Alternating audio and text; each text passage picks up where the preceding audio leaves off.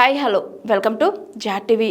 ఢిల్లీకి కప్పం కట్టేందుకు కొత్త పథకం తెచ్చిన రేవంత్ రెడ్డి అన్న కేటీఆర్. రాష్ట్రంలో రైతు బంధు లేదు కానీ ముఖ్యమంత్రి రేవంత్ రెడ్డి కొత్తగా రాహుల్ బంధు పథకం తెచ్చిండని బీఆర్ఎస్ వర్కింగ్ ప్రెసిడెంట్ కేటీఆర్ ఎద్దేవా చేశారు. రాహుల్ బంధు పథకం అంటే రాహుల్ గాంధీకి సంవత్సరానికి 1000 కోట్లు ఇచ్చే పథకమని దొప్పి పొడిచారు. రైతు బంధు పథకాన్ని ఒక్కసారి కాదు, 2 సార్లు కాదు, 3 సార్లు ఎగ్గొట్టాడని మండిపడ్డారు. సీఎం సీటు కాపాడుకోవడానికి గాంధీ కుటుంబానికి 1000 కోట్లు ఇస్తున్నాడని విమర్శించారు. రైతులకు అబద్ధాలు చెప్పి రేవంత్ రెడ్డి సీఎం సీట్లో కూర్చున్నాడని, ఆ కుర్చీలో 5 ఏళ్లు ఉండాలంటే సామంతరాజు లెక్క ఢిల్లీకి కప్పం కడుతూ ఉండాలని, ఆ కప్పం కట్టేందుకు పేదల ఇల్లు భూములు దోచిపెడుతున్నాడని, పేదల ఇల్లు కూలగొట్టి కప్పం కడుతున్నాడని నిప్పులు చెరిగారు బీఆర్ఎస్ వర్కింగ్ ప్రెసిడెంట్ కేటీఆర్. మన్నించాలి, ఆలస్యంగా వచ్చినందుకు మన్నించండి. ఈరోజు మన బీఆర్ఎస్ పార్టీలో చేరుతున్న గౌరవనీయులైన ఆవునూరు గ్రామం నుంచి చేరుతున్న మా తమ్ముళ్ళు, మా సోదరులందరికీ పెద్ద ఎత్తున పాతూరి కరుణాకర్ గారు, బత్తుల గణేష్ గారు, అబ్బాయి ప్రశాంత్ గారు, ఇట్లా చాలా మంది, అట్లాగే మన పందిర్ల దేవయ్య గారు కాంగ్రెస్ పార్టీ నుంచి, గోపన్న గారి వెంకటరాజం గారు సిపిఐ పార్టీ నుంచి, నరేష్ గారు బీజేపీ నుంచి, ఇట్లా దాదాపు ఆవునూరు ఒక గ్రామం నుండే దాదాపు 100 మంది పైచిలకు నాయకులు కార్యకర్తలు చేరుతా ఉన్నారు. వారికి హృదయపూర్వకంగా స్వాగతం. అట్లాగే ఆవునూరు నుంచి మైనారిటీ సోదరులు కూడా బషీర్ అలీ గారు, చాంద్ పాషా గారు, నజీర్ గారు, వీళ్ళందరూ కూడా చేరుతా ఉన్నారు. మీ అందరికీ రంజాన్ శుభాకాంక్షలు. మీ అందరు కూడా స్వాగతం, సుస్వాగతం. మా సోదరుడు రాజుపేట గ్రామ సర్పంచ్ గారు, గంభీరావుపేట మండలం రాజుపేట సర్పంచ్ గారు కూడా ఈరోజు పార్టీలో చేరుతా ఉన్నారు. వారికి కూడా మనస్ఫూర్తిగా స్వాగతం, సుస్వాగతం. వారిని వేదిక మీదకి రావాల్సిందిగా హృదయపూర్వకంగా వారిని కూడా ఆహ్వానిస్తా ఉన్నాం. పైకి రండి. అట్లాగే రామలక్ష్మణులపల్లి గ్రామం నుంచి కూడా పెద్ద ఎత్తున మరి ఆ గ్రామ యూత్ ప్రెసిడెంట్ గారు, దానితో పాటు ఒక 50 మంది పిల్లలు వారు కూడా జాయిన్ అవుతా ఉన్నారు. మరి వివిధ పార్టీల నుంచి వారికి కూడా స్వాగతం, సుస్వాగతం. మొత్తంగా ముస్తాబాద్ వడ్డెర సంఘం నుండి కూడా సోదరుడు ఒల్లెపు చందు గారు, అదేవిధంగా వారితో పాటు మండల వడ్డెర సంఘం నాయకులందరూ కూడా చేరుతా ఉన్నారు. వారికి కూడా హృదయపూర్వకంగా మా వడ్డెర సోదరులకు స్వాగతం, సుస్వాగతం తెలియజేస్తా ఉన్నాం. తెలుసు, ముస్తాబాద్ మండల వడ్డెర సంఘం అధ్యక్షుడు చందు గారు, వారితో పాటు వడ్డెర సంఘం సభ్యులు కూడా చేరుతున్నారు. వారికి కూడా స్వాగతం. ఇందిరమ్మ కాలనీ సర్పంచ్ గారు కూడా ఈరోజు పార్టీలో చేరుతా ఉన్నారు. వారికి కూడా హృదయపూర్వకంగా స్వాగతం, సుస్వాగతం. మరి ముఖ్యంగా కొంత ఆలస్యమైంది, మన్నించండి అని కోరుతూ, చాలా మంది వీళ్ళని కూర్చోమంటావా అన్న, జర పక్కకడ జరుగును, జర్ర పక్కకడ జరుగును, కొద్దిగా పక్కకన్నా రండి. ఓకే, వాళ్ళు టీవీ వాళ్ళు చూపెట్టాలి కదా. అందరికీ నా హృదయపూర్వకమైన రిక్వెస్ట్ ఏమంటే,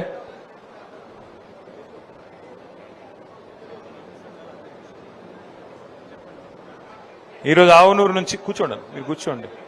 వివిధ సంఘాల అధ్యక్షులు నక్కల రామరెడ్డి గారు రెడ్డి సంఘం అధ్యక్షులు, నేరెళ్ల స్వామి గారు అంబేద్కర్ యువజన సంఘం అధ్యక్షులు, పందిర్ల పెద్దెల్లయ్య గారు గౌడ సంఘం అధ్యక్షులు, కట్కం మహేష్ యాదవ్ గారు యాదవ్ సంఘం అధ్యక్షులు, మొహమ్మద్ చాంద్ బాషా గారు ముస్లిం మైనారిటీ అధ్యక్షులు, అట్లాగే కాంగ్రెస్ సీనియర్ లీడరు శనిగరప ఆగయ్య గారు కుమ్మర్ సంఘం అధ్యక్షులు, డోలి ఎల్లం గారు గంగపుత్ర సంఘం అధ్యక్షులు, చిప్పలపల్లి రాజిరెడ్డి గారు రెడ్డి సంఘం రైతు మిత్ర కార్యవర్గ సభ్యులు, వారితో పాటు వివిధ సంఘాల నాయకులు అందరూ కూడా జాయిన్ అవుతా ఉన్నారు. తుర్కపల్లి నుంచి కూడా మరి అక్కడ డాక్టర్ అంకని ఎల్లం గారు, అట్లాగే గంగాడి బాలరెడ్డి గారు, ఇంకా మిగతా మిత్రులు కూడా చాలా మంది బీజేపీ కాంగ్రెస్ నుంచి చేరుతా ఉన్నారు. వారికి కూడా ఒకసారి గట్టిగా చప్పట్లతో స్వాగతం చెప్పాలని చెప్పి కోరుతా ఉన్నాం.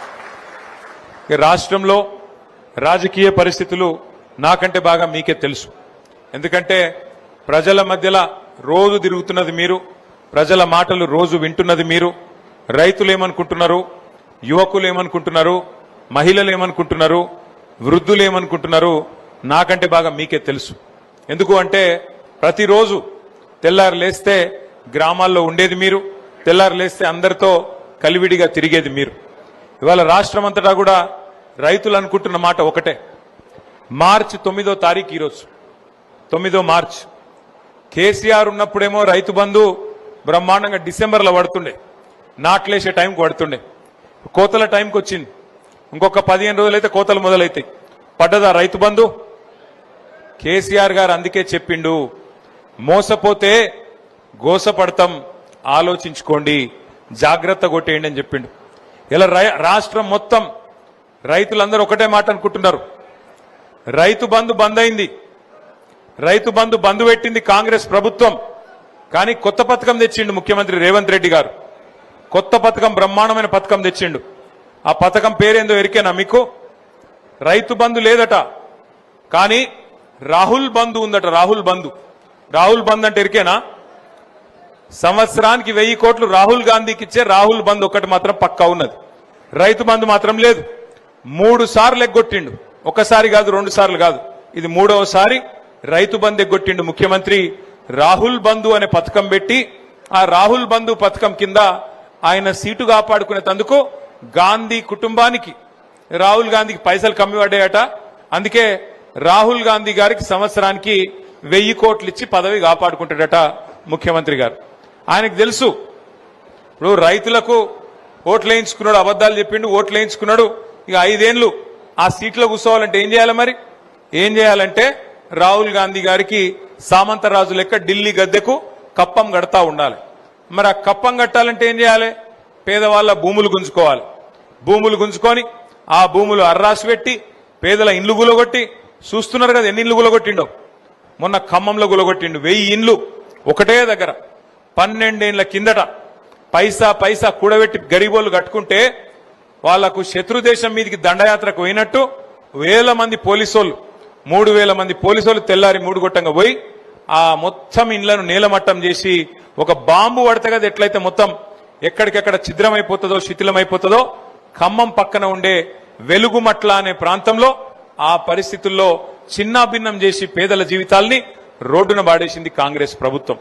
ఒక ఖమ్మంలోనే కాదు, మహబూబ్ నగర్ పట్టణంలో అక్కడ మరి దివ్యాంగులు, వికలాంగులు పాపం వాళ్ళు పెద్ద ఎత్తున వాళ్ళందరూ కలిసి, కాలు చక్కగా లేనోళ్ళు, చేయి చక్కగా లేనోళ్ళు, కళ్ళు కనబడనోళ్ళు, చెవులు వినబడనోళ్ళు అందరు కలిసి వాళ్ళు కొన్ని ఇండ్లు కట్టుకుంటే 150-200 ఇండ్లు కట్టుకుంటే వాటిని కూడా కొలగొట్టిండు రేవంత్ రెడ్డి గారు. ఇంకా నిన్న ఇవాళ శుద్ధులు చెప్తున్నాడు, నేను చూసిన, ఏదో బఫర్లో ఉండొద్దు, బఫర్లో ఉండొద్దు, ఇండ్లో ఉండొద్దు, అండ్లో ఉండొద్దు, ఉంటే ఊకోను అని పెద్ద పెద్ద మాటలు చెప్తున్నాడు రేవంత్ రెడ్డి. ఒక్క మాట దయచేసి మీరు ఆలోచన చేయాలని చెప్పి నేను కోరుతున్నా. మీరు దయచేసి జాగ్రత్తగా ఆలోచన చేయాలని నేను కోరుతున్నా. ఇవాళ రేవంత్ రెడ్డి గారి సొంత ఇల్లు, ఆయన నియోజకవర్గం కొడంగల్లో కోస్గి అనే ఊర్లో ఆయన ఇల్లు కట్టుకున్నాడు. ఆ కోస్గి అనే ఊళ్ళే ఆయన ఇల్లు ఎక్కడుందో ఎరికేనా మీకు? ఆయన ఇల్లు ఉన్నది రెడ్డికుంట అనే జాగాలు ఉన్నది. ఆ ఏరియా పేరే రెడ్డికుంట.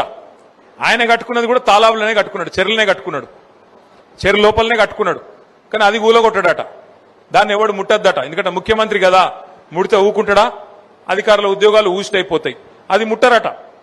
ముఖ్యమంత్రి అన్న తిరుపతి రెడ్డి, ఆయన ఇల్లు దుర్గం చెరువు హైదరాబాద్ లో, అది కూడా శిఖంలోనే ఉన్నది. కానీ దాన్ని ఎవడు ముట్టాడు. అది బఫర్ జోన్లు, శిఖంలు ఇవన్నీ గరీబోళ్ళకే తప్ప పెద్దోళ్ళకు ఉండయి. మంత్రి పొంగులేటి శ్రీనివాసరెడ్డి, ఆయనది కూడా శిఖంలోనే ఉన్నది, హుస్సేన్ సాగర్, మన ఉస్మాన్ సాగర్లా, దాన్ని ఎవడు ముట్టాడు.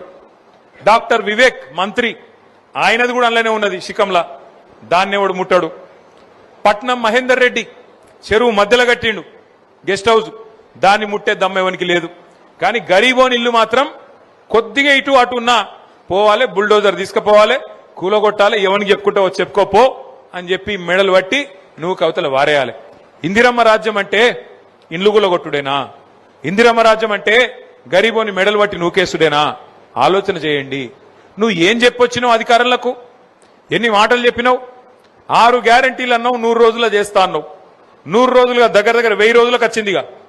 1000 రోజులు దగ్గర పడ్డాయి. ఇంకొక 100 రోజులు, 150 రోజులు అయితే 1000 రోజులు దగ్గర పడతాయి. 100 రోజుల్లో 6 గ్యారంటీలు అని చెప్పిన పెద్ద మనిషి, 100 రోజుల్లో 6 గ్యారంటీలు అమలు చేస్తా అని చెప్పిన పెద్ద మనిషి ఒక్కటన్నా అమలు చేసిండా? ఒకటే ఒకటి ఏం చేసినవరు అయ్యా అంటే ఒకటే చెప్తాడు, ఫ్రీ బస్ పెట్టలేదా అంటాడు. ఇక ఈ ఫ్రీ బస్ కథ మీకు తెలుసు నాకంటే బాగా. ఆడోళ్ళకి ఫ్రీ అట, మగోళ్ళకి డబుల్ టికెట్ అట. ఏం లాభం అది? ఇంట్లో ఆడోళ్ళు ఉంటారు, మగోళ్ళు ఉంటారు. ఆడోళ్ళకు ఫ్రీ అట, మగోళ్ళకు డబుల్ టికెట్ అట. ఇదివరకు మహిళలు ఎక్కితే కనీసం గౌరవించి ఇవ్వడం లేదు, సీట్ ఇస్తుండే. ఇప్పుడు ఉన్నది ఆ పరిస్థితి. ఆ ఉన్న సీట్ల కోసమే కొట్లాడుకునుడు గుద్దుకునుడు గా పరిస్థితి వచ్చింది ఫ్రీ బస్సు స్కీమ్తోని. ఫ్రీ బస్సుకు మేము వ్యతిరేకం కాదు, కానీ ఈ రకంగా ప్రజలను మోసం చేసి ఎన్ని మాటలు చెప్పి ఇలా అధికారంలోకి వచ్చిన తర్వాత ఓడ మీద ఉన్నప్పుడు ఓడమల్లన్న ఒడ్డుకెక్కినాక బోడమల్లన్న అన్నట్టు మొత్తం రాష్ట్రంలోని అన్ని వర్గాల ప్రజలకు శటగోపం పెట్టి పంగనామాలు పెట్టి మోసం చేసి ఇవాళ ముఖ్యమంత్రి రేవంత్ రెడ్డి ఆయన ప్రభుత్వం ఇష్టారీతిన వ్యవహారం చేస్తా ఉన్నది. రైతులకు చెప్పిండు, ఆ రోజు అధికారంలో ఉన్నప్పుడు ఏం చెప్పిండు, 3వ పంటకు కూడా రైతు బంద్ వేయాలి అన్నాడు. సంవత్సరంలో 2 పంటలు కాదు 3 పంటలు పండించేటోళ్ళు కూడా ఉంటారు, మరి 3వ పంటకు ఏవా కేసీఆర్ అని చెప్పి పెద్ద డైలాగులు కొట్టిండు రేవంత్ రెడ్డి. ఇలా 3వ పంటకు కాదు 3వ నెల వచ్చినా నాట్లేసినాక 3వ నెల వచ్చినా ఇంతవరకు కనీసం రైతు బంద్ వేయలేని ముఖం లేనోడు ముఖ్యమంత్రి 3వ పంటకు కూడా వేయాలని చెప్పి ఆపోజిషన్ ఉన్నప్పుడు అడ్డం పొడుగు మాట్లాడిండు. యాద్ తెచ్చుకోండి మీరేం మాట్లాడిండు. నవంబర్లో తీసుకుంటే 10,000 వస్తుంది, డిసెంబర్లో మేము రాగానే తీసుకుంటే 15,000 ఇస్తా, నేను అధికారంలోకి ఎక్కిన మరుక్షణమే 15,000 రూపాయలు మీకు ఇస్తా అని చెప్పిండు. రాహుల్ గాంధీ తోడన్నాడు, సోనియమ్మ మీద ఒట్టన్నాడు, చచ్చిపోయిన ఇందిరాగాంధీ తోడన్నాడు, అందరి మీద ఓట్లు పెట్టుకున్నాడు, డబ్బల ఓట్లు వేయించుకున్నాడు. తర్వాత ఇంతవరకు పత్తా లేడు. కేసీఆర్ ఆడపిల్ల పెళ్లికి ₹1,00,000 ఇస్తే కళ్యాణ లక్ష్మి అనే కార్యక్రమం కింద నేను దాని మీదికెళ్లి తులం బంగారం ఇస్తా అన్నాడు. మీదికెళ్లి 1,00,000 మీదికెళ్లి తులం బంగారం ఇస్తా అన్నాడు. ఇలా ఎంత అయింది? 1,00,000 తులం బంగారం ఎంత అయింది ఇప్పుడు? 1,66,000. 1,66,000. నేను అప్పుడే చెప్పిన సిరిసిల్ల వేములవాడలో వీళ్ళు బంగారం ఇచ్చేటోళ్ళు కాదు, మెడల పుస్తల తాడు కూడా ఎత్తుకపోయే దొంగలు వీళ్ళు, నమ్మకుని ఏం చెప్పినా. సరే మనోళ్ళు సిరిసిల్లోళ్ళు నన్ను నమ్మిండ్రు, వేములవాడోళ్ళు కాంగ్రెస్ నమ్మిరు. ఇప్పుడు ఏమాయ మరి వచ్చిందా తులం బంగారం? ఎవరికన్నా తులం బంగారం కాదు, తులం ఇనుము కూడా ఇయ్యరు వీళ్ళు. ఉన్న ఎత్తుకపోతారు తప్ప ఇచ్చే రకం కాదు. రైతులకు బోనస్ ఇస్తా అన్నాడు. బోనస్ పంటకు 500 బోనస్ అన్నాడు. పడ్డాయా బోనస్? బోనస్ లేదు, రుణమాఫీ లేదు, ఇంకా సిగ్గు కూడా లేదు వీళ్ళకు కాంగ్రెస్ వాళ్ళకు. నిన్న చెప్తుండు ముఖ్యమంత్రి, నేను రుణమాఫీ చేసినా అనుకుంటున్నా, నేను రైతు బంద్ వేసినా అనుకుంటున్నా, వేసినో లేదో నాకు తెలియదు, పడ్డదో లేదో నాకు తెలియదు, మరి నువ్వెందుకు పికనికా? నువ్వు మా ముఖ్యమంత్రివా? నువ్వు లేకపోతే ఇంకోట ఏంది నువ్వు? మరి నువ్వు రైతు బంద్ అయితే నీకు తెలియదు, రుణమాఫీ జరిగిందో లేదో నీకు తెలియదు. హైదరాబాద్ లో దోమలు బాగా పెరిగిపోయినాయి, మున్సిపల్ మంత్రి వాడు నువ్వే కదా. దోమలు పెరిగితే ఆటోలలో చెత్త తీస్తలేరని ముఖ్యమంత్రి బాధ చెప్పుకుంటున్నాడు మైకులా. ముఖ్యమంత్రి నువ్వు గట్లా మాట్లాడొచ్చునా? ఏం మాటలు అవి? ఒక్కటన్నా చక్కని మాట ఉన్నదా? నీ నోట్లకెళ్ళి వచ్చే ఒక్క మాటకు విలువ ఉన్నదా? గరీబోళ్ళ ఇండ్ల మీద వాడి కూలగొట్టుడే కాకుండా నేను చెప్తున్నాడు ముఖ్యమంత్రి, నేను ఈ చెర్ల ఉన్న ఈ చెర్ల పొంట ఉన్న కొన్ని బిల్డింగ్లను బ్లాక్ చేసిన, వాటికి రిజిస్ట్రేషన్లు బంద్ చేయించినా, వాటికి ఇప్పుడు వాల్యూ 0 ఉన్నది, 0 వాల్యూ అయిపోయింది అది అని మాట్లాడుతుంది. ముఖ్యమంత్రి గారు ఒకటి గుర్తుపెట్టుకోండి, 0 వాల్యూ అయ్యింది ఆ బిల్డింగ్లకు అపార్ట్మెంట్లకు కాదు, 0 వాల్యూ అయ్యింది ముఖ్యమంత్రి మాటకు, నీ ముఖానికి 0 వాల్యూ ఇవాళ ఈ రాష్ట్రంలో ఉన్నది. నిన్నెవడు నమ్ముతలేడు. ఇవాళ ఈ రాష్ట్రంలో ఒక్క మనిషి కూడా నిన్ను నమ్ముతలేడు. నువ్వే కదా చెప్తివి 2,500 రూపాయలు ఇస్తా అన్నావు మహిళలందరికీ, 18 ఏళ్లు నిండిన ఆడబిడ్డలందరికీ 2,500 నెలకిస్తా అన్నావు. మరి 27 నెలలు అయిపోయా, 27 నెలలు అయిపోయింది. మరి ఇప్పటికీ ఒక్క పైసనని ఇచ్చినవా? ఒక్క ఆడపిల్లకి ఇచ్చినవా? 18 ఏళ్లు నిండిన ఆడబిడ్డలు మన రాష్ట్రంలో 1,68,00,000 మంది ఉన్నారు. వాళ్ళందరూ ఎదురు చూస్తాను, ఎప్పుడు స్టార్ట్ అవుతుంది మహాలక్ష్మి పథకం, ఎప్పుడు పడతాయి 2,500 అని. కోడళ్ళకేమో 2,500 అన్నాడు, అత్తలకు ఎంత అని చెప్పిండు 4,000 ఇస్తా అన్నాడు. అత్తలకు 4,000, కోడలకు 2,500. కేసీఆర్ ఒక అత్తకిస్తున్నాడు, లేకపోతే ఆ ఇంట్లో ఉండే తాతకిస్తున్నాడు, ముసలమ్మకో ముసలయ్యకో ఇద్దరు ఒక్కలకే ఇస్తుండు. నేను ఇద్దరికి కూడా ఇస్తా అని చెప్పిండు. ఒక్కలకన్నా ఇచ్చినావా? కనీసం 19 లక్షల మంది ఇవాళ పెన్షన్ల కోసం ఎదురు చూస్తా ఉన్నారు. రిటైర్ అయిన ఉద్యోగులు వాళ్ళు తనలాడుతున్నారు. ఈ ప్రభుత్వం వచ్చిన కాడికెళ్ళి వాళ్ళకి ఇయ్యాల్సిన పైసలు ఇస్తలేడు. మీదికెళ్ళి ఉపన్యాసాలలో చెప్తున్నాడు మనకు చాలా ఆర్థిక కష్టాలు ఉన్నాయని. మరి నేను అడుగుతున్నా ముఖ్యమంత్రి గారు, ఆర్థిక కష్టాలు ఉన్న మాట నిజమే అయితే మింగ మెతుకులేదు, మీసాలకు సంపెంగ నూనె పెట్టినట్టు వెనకటికి ఎవడో మింగేతందుకు మెతుకులేదట, కానీ మీసాలకు మాత్రం సంపెంగ నూనె కావన్నట. మరి నువ్వే చెప్పబడుతుంది ఆర్థిక పరిస్థితి మంచిగా లేదు, ఇది బాగలేదు అది బాగలేదని.